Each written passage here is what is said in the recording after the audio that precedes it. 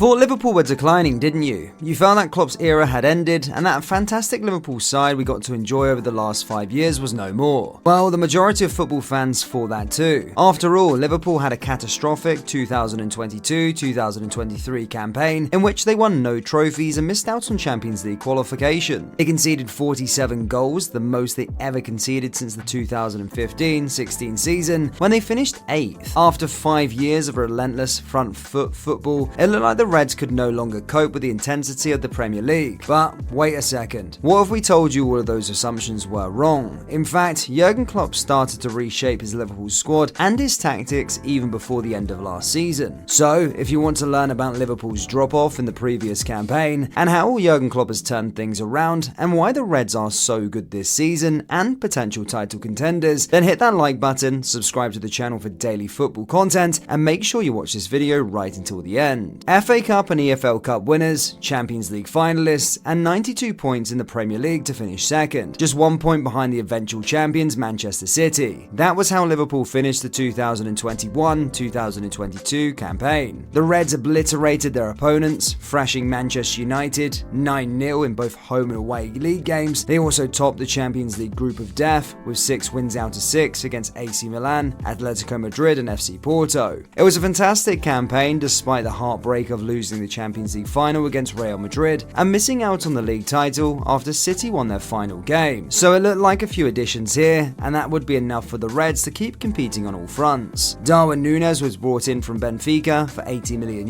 and Fabio Carvalho's deal was also completed for €5 million.